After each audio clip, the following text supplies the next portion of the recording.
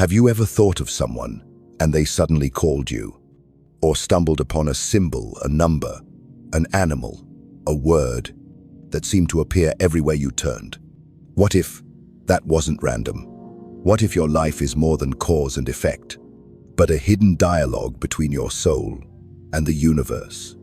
Carl Jung called it synchronicity, a moment when your inner world and the outer world collide and something meaningful emerges. In this video, we'll dive deep into Jung's most mysterious, most spiritual concept, a journey through symbols, the collective unconscious, and the strange coincidences that are anything but coincidence. Stay with me, because once you understand this, you'll never look at your life the same way again. What is synchronicity? You've felt it before. You think of someone, and they call you moments later. You stumble upon a book that answers a question you've never spoken aloud, or a symbol appears just when you needed a sign. These moments aren't just chance, at least, not according to Carl Jung. He called it synchronicity, a word that dares to bridge the gap between coincidence and meaning. Jung defined synchronicity as a meaningful coincidence of two or more events where something other than cause and effect is at work. In other words, two events happen at the same time, but not because one causes the other. Instead, they're linked by something deeper, meaning. Imagine this: your inner world, your thoughts, emotions, dreams, suddenly reflected in the outside world. Like a mirror you didn't know was there. It's eerie, it's powerful, and it forces one question. Is the universe listening? To Jung, synchronicity wasn't just a strange anomaly. It was a glimpse into the hidden order of the cosmos, a way the unconscious speaks to us through the events of our lives. He believed the psyche is not sealed inside your skull. It's connected to nature, to myth, to something timeless. And synchronicity is how that connection breaks through the surface. Not every coincidence is meaningful. But when your inner world and outer world begin to echo each other, that's when you stop asking, "Why did this happen?" and start asking, "What is it trying to tell me?" Synchronicity is not superstition. It's an invitation to awareness, a moment when the veil lifts and meaning stands before you, disguised as chance. At what point does a coincidence stop being just chance? When does a random event begin to feel like a whisper from the universe? You're walking down the street, thinking about an old friend you haven't spoken to in years. Suddenly, you bump into them. No plan, no warning. Just a collision of thought and reality. Coincidence, or something more? Carl Jung believed that some coincidences aren't just accidents, they're messages. Messages that bypass logic, statistics, even time. He called these events synchronicities, and the key difference is meaning. Most of us experience dozens of coincidences every week, but most of them feel empty, forgettable. They don't stir anything inside us. But then, there are those rare moments. Moments that stop you, that shake something loose in your soul. They feel charged, intimate, timed too perfectly. According to Jung, these aren't just personal, they're psycho, spiritual. A synchronicity happens when your inner world aligns with the outer world, and the result is meaning. Not in a general sense, but deeply, precisely, for you. The event becomes symbolic, a signpost on your path. Think of a person struggling with grief, who dreams of a lost loved one, only to wake up and hear a song that played at their funeral. The mind and the world are no longer separate. They are in dialogue. Jung warned, don't ignore these moments. They're rare, and they carry insight. He believed they arise from the same source as dreams, myths, and archetypes, and when they appear, they invite us to look inward. So next time something odd happens, don't dismiss it. Ask yourself, why now? What does this mean to me? Because sometimes, meaning wears the mask of coincidence, and sometimes the universe speaks in whispers. It was an ordinary afternoon until it wasn't.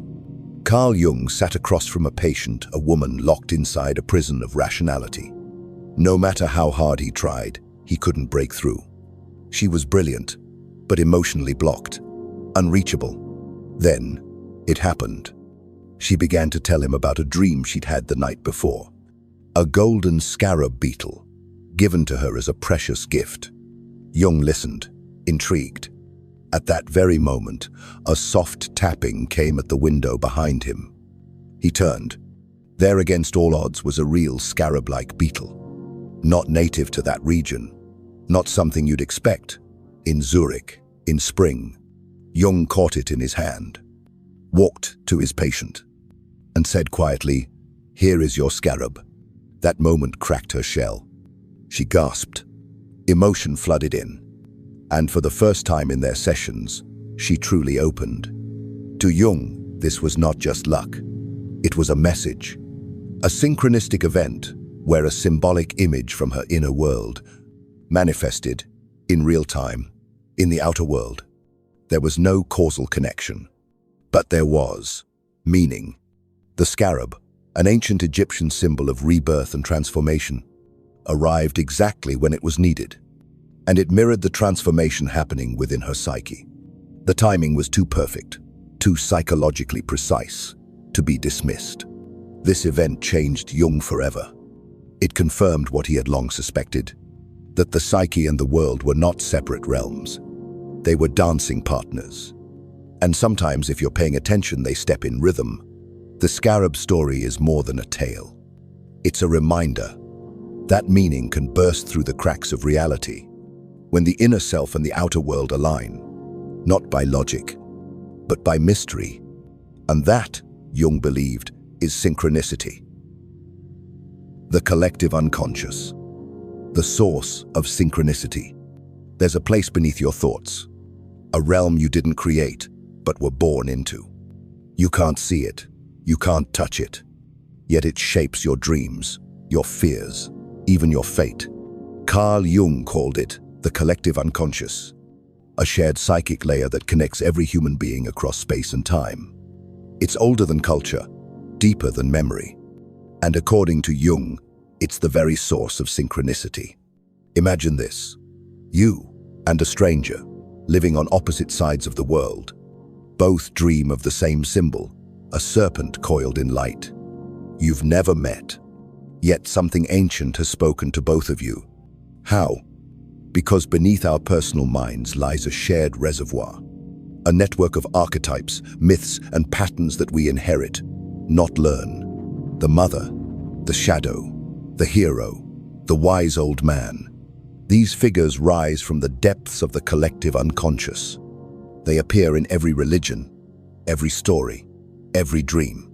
When a synchronistic event occurs, it often carries these archetypes: a scarab, a mirror, a storm, symbols that don't belong to just you, but to humanity itself. Synchronicity, Jung believed, is how the collective unconscious erupts into the visible world. It bypasses logic. It bypasses cause and effect, because it's not trying to explain, it's trying to reveal. Asterisk. It reveals that you are not alone in your mind, that your soul swims in the same deep waters as every soul before you. And sometimes, when the moment is right, the collective unconscious breathes through a symbol, and reality bends to deliver it. Synchronicity isn't just weird, it's sacred, and the collective unconscious is the temple from which it speaks. Archetypes in action, the symbols behind synchronicity. Behind every meaningful coincidence, there is a story you've heard before. Not from your parents, not from your culture, but from the ancient theater of the soul. Carl Jung called them archetypes, universal characters, symbols, and motifs that live within the collective unconscious. They are not learned, they are remembered, because they are part of you. The hero, the shadow, the wise old man, the great mother. These figures appear in every myth, every religion, every dream. They walk with us, speak through us, and sometimes they step out into the world. This is where synchronicity becomes charged, because when a synchronistic event occurs, it often mirrors an archetype. A man survives a brush with death and dreams of a phoenix. A woman meets a mysterious stranger, just as she's seeking direction, and he speaks words she dreamed the night before. Coincidence? Maybe. But Jung would say, an archetype just moved through your life. Asterisk. These archetypes don't need to be visible to be powerful. They shape your behavior, your fears, your longings. They are the psychological DNA of the human species. And synchronicity is how they speak. The mother archetype might appear when you're lost, in the form of a nurturing stranger.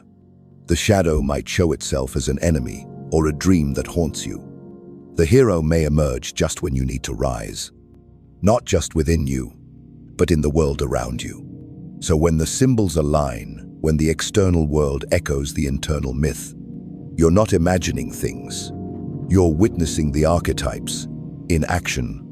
Synchronicities aren't just random patterns. They're scenes in the ancient play of humanity. And Jung believed that when we recognize the archetype within them, we begin to awaken to who we truly are. The role of emotion in synchronicity. Have you ever noticed that the strangest coincidences don't happen when you're calm, but when your heart is breaking or your soul is searching? Carl Jung believed synchronicity isn't random. It's emotional. It's driven by intensity, longing, fear, and transformation. In his words, the more emotionally charged the situation, the more likely synchronicities will emerge. Why is that? Because emotion is energy. It stirs the unconscious, breaks the walls between inner and outer reality, and acts like a signal calling out into the unknown. Think of grief. A person loses someone they love, and suddenly, strange signs appear. A favorite song plays at the perfect moment. A bird lands on the windowsill. A whisper from the invisible world, answering the ache. Or love raw, wild, uncertain. You think of someone deeply, and they call. Or you pass them in a place you never expected. Coincidence? Or the universe answering your emotional resonance? Jung taught that our psyche is not a closed system. When our emotions peak, whether in despair or desire, the psyche reaches outward, seeking meaning, healing, or confirmation. And the world seems to answer. Not through logic, not through cause and effect, but through meaningful patterns that speak in symbols, that touch the heart and whisper, "You're not alone in this." It's why synchronicities often arrive during transitions. Heartbreak, illness, awakening, transformation. Moments when your soul is open, when your reality is raw and unfinished. Emotion is the lightning rod. Synchronicity is the strike. And in that flash, you glimpse something greater than chance. You glimpse the soul's dialogue with the universe. Dreams and synchronicity, when the night speaks first. Sometimes, what happens in your dreams whispers of what's coming in the waking world. A stranger you've never met, a symbol you don't understand, and then days later it appears in real life. Coincidence? Or did the dream know? Carl Jung believed that dreams are more than unconscious echoes. They are oracles of the soul, and when they intersect with events in waking life in startling, meaningful ways, we call it synchronicity. You dream of a red bird. It lands beside you the next morning. You dream of an old friend you haven't spoken to in years, and the next day, they call. These aren't just funny moments. They are moments where the border between your inner world and the outer world disappears. In Jungian psychology, dreams are the language of the unconscious. They speak in symbols, stories, and archetypes. And when the same symbols begin appearing in your life, something is aligning beneath the surface. Something ancient, something meaningful. Jung kept extensive dream journals, documenting how dreams often anticipated future synchronicities. He didn't believe dreams predicted the future like a psychic, but that the unconscious knows more than we do and guides us toward what our conscious mind cannot yet see. Think of dreams as messages from the deep sea of the psyche. Synchronicity is when one of those messages washes up on shore, perfectly timed, mysteriously shaped, and meant only for you. When a dream and a real-world event echo one another, pay attention. Your soul may be speaking through both, not to warn you, but to awaken you. In the end, the dream doesn't follow the world. The world follows the dream. Shadow encounters and meaningful coincidence. What if the coincidences that disturb us the most are the ones that show us who we really are? Not who we pretend to be, but who we've hidden, repressed, buried in the dark corners of our soul. Carl Jung called this hidden aspect the shadow. And sometimes, the universe holds up a mirror. Not gently, not quietly, but with an eerie, unshakable synchronicity that forces you to confront yourself. You meet someone who triggers you instantly. A person who embodies the traits you've always denied in yourself. You hate their arrogance, but secretly crave their confidence. You resent their chaos, but fear your own hidden need to break the rules. And then the coincidences begin. You see their name again and again, hear their story echoing yours. Cross paths unexpectedly. It's not by chance. It's your unconscious, summoning your shadow in another form. Jung believed synchronicity isn't always comforting. Sometimes, it reveals what you need to heal. A symbolic event, a confrontation, a strange repetition, all pointing to a part of yourself you've left behind. The shadow isn't evil. It's unacknowledged. It's the truth we fear.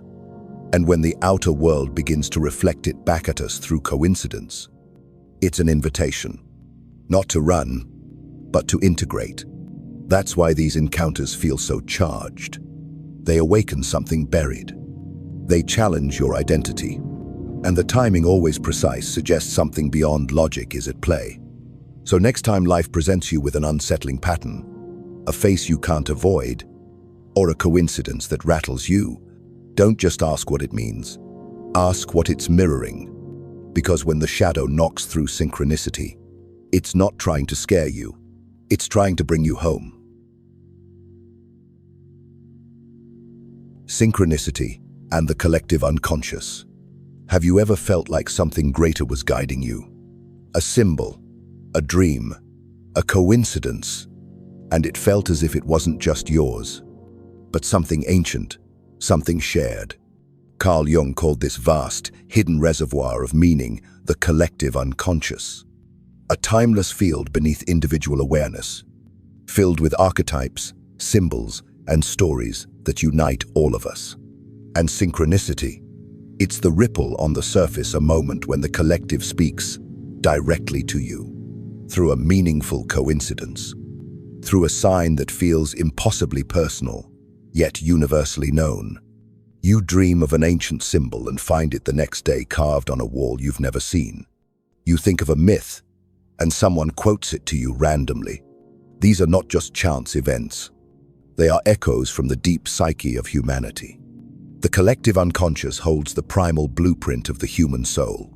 The hero, the shadow, the wise old man, the great mother. Archetypes that appear in every culture, every story, and every dream. Jung believed that synchronicities often emerge when our personal lives begin to align with these deeper currents. When we confront a challenge, and the hero is awakened. When we face our fears, and meet the shadow. The universe responds with symbols, not randomly, but meaningfully. This is why synchronicities feel charged. They carry the weight of something larger than you, like a whisper from the collective, nudging you forward.